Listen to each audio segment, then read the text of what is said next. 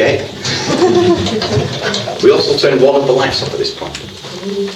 And before I begin, I'll just mention this ceiling that's above your head. This was actually put in around about 1965. So in fact, the height of the ceiling at the time of our story in 1953 was considerably higher than this. It was also more of a sort of barrel vaulted shape, rather like that.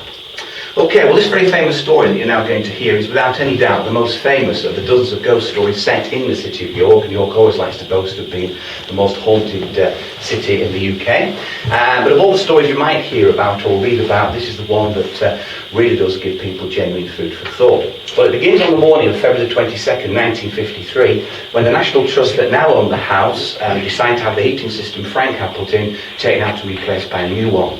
So we have this team of heating engineers and plumbers busy working in the house, and on this morning the most junior member of the team, Harry Martindale, who was an 18-year-old apprentice plumber at the time, is sent down here to the cellars to work entirely on his own. What a lucky guy. Well, the job of being given was fairly straightforward, just enough a hole through the ceiling for a pipe to run through. Harry brings with him a set of ladders, and when he gets to this point in the cellar floor, he notices a sort of excavation trench has been dug down, much lower down this existing level, and although Harry didn't know it at the time, it had actually exposed a stretch of the Roman road that passes, or one of them, that passes beneath the treasurer's house. It had been investigated at that time. But Harry just saw this as a nice, safe, suitable place, to put his ladders. So he puts the feet of the ladders in the trench, leans his ladders up against the wall, climbs up the ladders, and he gets busy working. Well, he's been working for 5-6 hours or so without any problems when he starts to hear a strange sound. It was a musical sort of sound, so he thinks to himself, it's just probably one of my friends playing a radio higher up the house.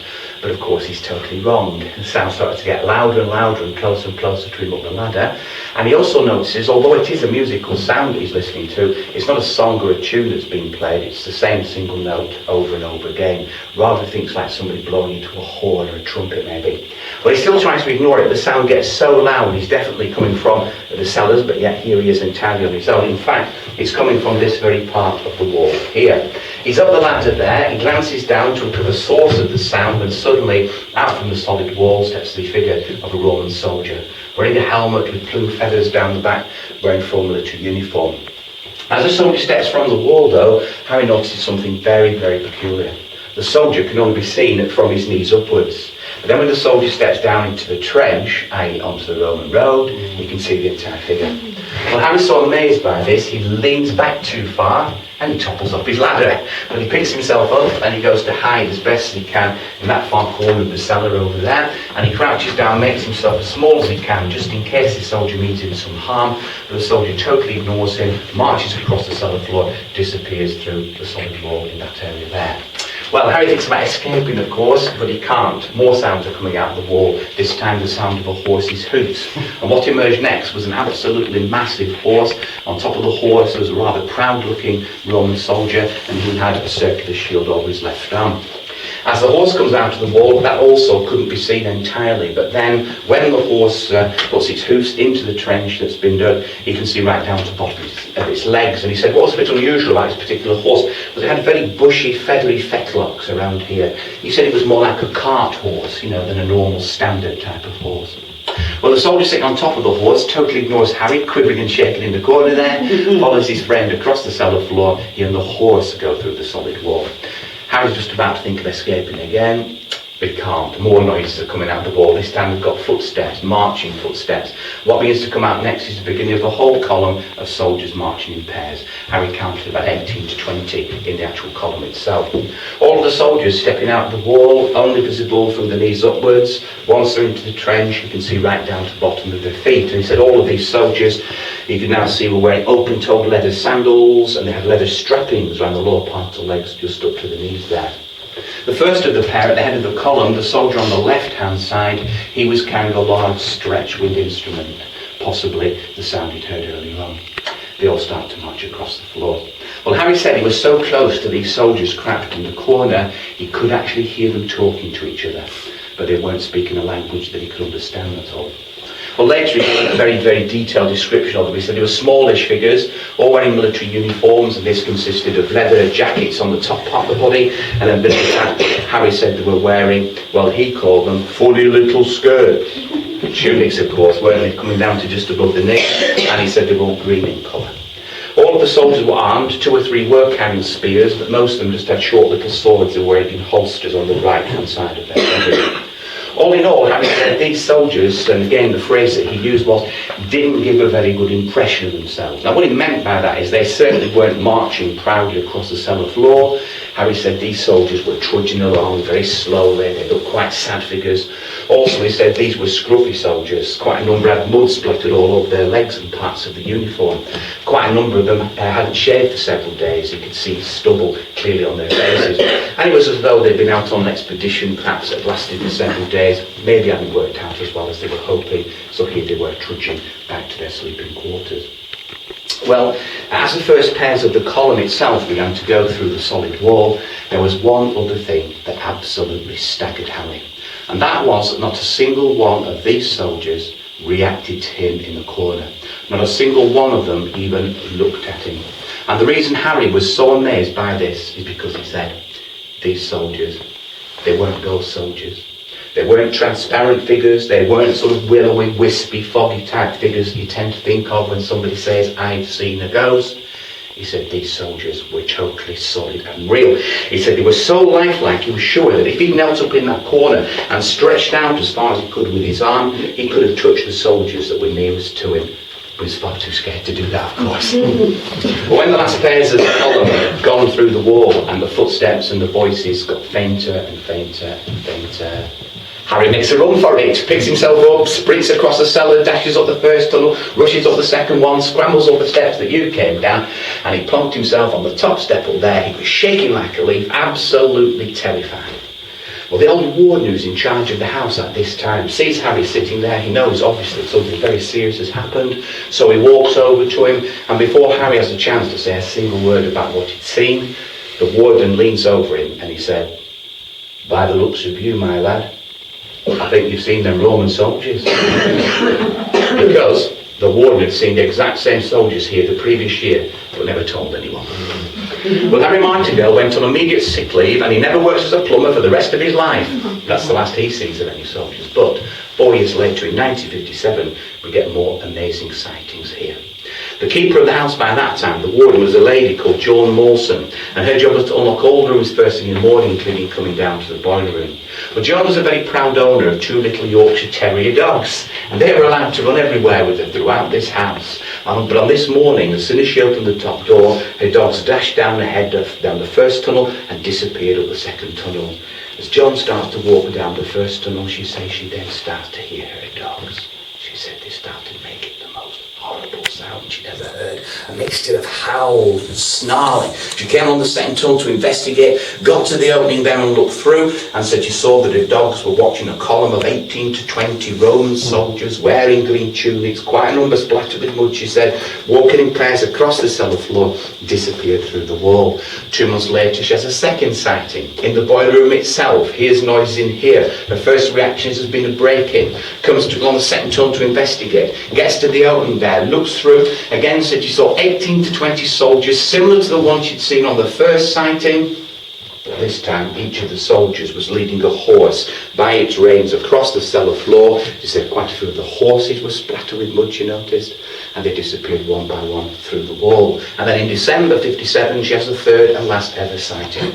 Walking down the first tunnel to get to the boiler room, she hears noises in here that obviously should not have been. She comes along the second tunnel, she gets to the opening, she looks through. She says she swore blind, she saw the exact same soldiers she'd seen on the second sighting, but this time all mounted on their horses, but all slumped forward, clinging onto their horses' necks as though they were either fast asleep or completely and utterly worn out. And Joan said it looked to her as though it was the horses that were having to take the poor soldiers back to their quarters, and they disappeared one by one through the wall. Well, that's the last ever sighting of any soldiers in the house, you'll be pleased to know. But what about Harry Martindale? Well, Harry kept quiet about what he'd seen for many months. He doesn't think anybody's going to believe him anyway, but because he's on sick leave, his friends are pestering him all the time. Why are you not at work, Harry lad? Have you done your back in? I'm not going back to work. Get back to work, Harry lad, you'll lose your job. I don't care about my job. And he was sad. But then to shut his friends up, he chooses a small group of his very, very closest friends, and he decides to tell them exactly what's happened, and he tries to make them promise not to tell anybody else. Too good a story, they tell their friends who tell their friends who tell them, and it gets into the newspapers.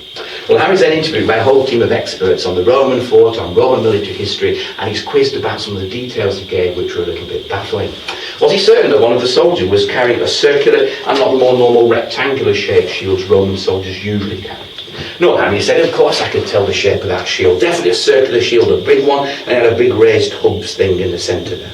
And what about these tunics, Harry, these skirts? You said they were green in colour, but it was a bit dark down here. Could you not have been mistaken in the light? Could they not have been red tunics those soldiers were wearing? Again, as was more normal. No, Harry said it was a bit dark down here, but I could see the colour. Definitely green tunics and quite a few splattered with mud there. What about these swords? You said they had their swords on their right-hand side. Sure, it's on that side, on the left-hand side where they had the swords. No, Harry said, it was the side closest to me. I was crouched in that corner, definitely on the right-hand side. Well, the first people who talked to him don't believe a word he says, of course, because his description of these soldiers is complete and utter nonsense. But as a consequence of the great archaeological digs undertaken in the city in the 1990s, through into the 2000s, still ongoing, we've uncovered a whole mass of materials from the fort itself, and those materials are there for you to see in the Yorkshire Museum, in the Museum Gardens if you wish to. And we now know more than we've ever done about those reserve troops left to run the fort as the regulars have headed off back to try to defend Rome. It turns out that those soldiers in the fort at that time were always issued with circular, not rectangular shields. They wore green, not red tunics, and they carried their swords in what were known as scabbards on the right-hand side of their bodies, we think to use as dagger-type weapons. So lots of the subsequent evidence backs up Harry's story. Now, said Harry never worked as a plumber again. In fact, he became, he had an 8-month nervous breakdown, and then when he got himself back together, he joined the Royal Air Force, and he saw some active service in Aden and Cyprus during the late 1950s, early 60s. He then left the RAF and became a police officer, and he served until his retirement here in the city. He's now 78 years of age, and of course next year will be the 60th anniversary of what happened. We're hoping to make quite a fuss of Harry next year, even hoping to try to persuade him to come down here to lead some tours, possibly to raise money for a charity of his choice. But he doesn't know this yet because we've not told him, but it's in the plans, it's in the plans. And interestingly, just before we come to an end now, interestingly, Harry's given hundreds and hundreds of interviews to the world's media because it's an internationally known story. He hasn't changed a single detail about what he said he saw. Also, quite interestingly, he's deliberately chosen not to take a single penny for any of the interviews he's given or any of the articles that he's helped writers to write about his stories. So he's certainly not in this for the money. To finish, for me, the most intriguing thing about Harry's story is that if he had wanted to invent a story of seeing a load of Roman soldiers down here, be believed right from the very word go, maybe cashed in on his story if he wanted to, then in order for him to be believed, the descriptions of the soldiers that he would have given would have matched the pictures of traditional Roman soldiers he'd have seen at school as a young boy, but instead the descriptions that he comes out with were totally unbelievable at the time he gave them, remained unbelievable for many years, and it's only fairly recently that those descriptions now make sense, and that's what we think makes Harry's whole story just that little bit interesting. Okay, I'll just pop that back up at this point, and I'll just mention to you that the road that was being investigated by archaeologists when both Harry and Joan were here, before the archaeological team left in the spring of 1958, they covered it over for preservation. So this level of cobbles you see in front of you dates from around about the early 1700s. The Roman road itself is in this position here. It's about 1.5 meters beneath this existing level, roughly level with the road we saw at the bottom of the base, and it's in good condition according to the archaeologists. This obviously is where the coal came in when this was a coal cellar, and the area behind you there is an old garden store, lots of packets of seeds, gardening tools and things found in 1930. Now, if you do want to know more about Harry's famous story, I always recommend to people that you go on the internet. If you put his name into any search engine, you'll get hundreds of pages to be able to read. I can particularly recommend a couple of things for you to watch, though, which are on YouTube. So if you go through to YouTube and put a big search box at the top there, put Harry Martindale in, the first thing I'm afraid that you'll come across is me.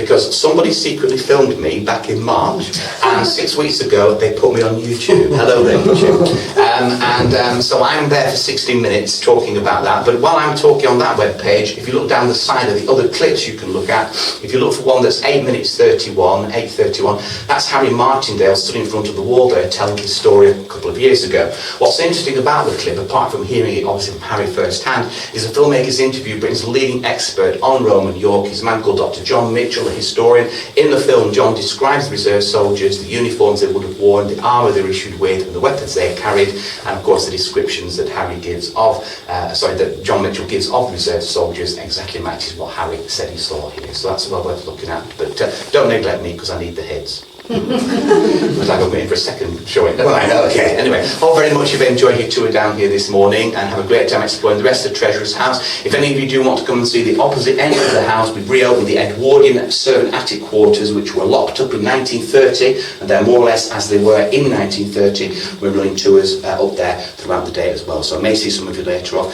If not, have a great time. You may stay in the house. Thank you very much indeed for your time. Want to give me a clap?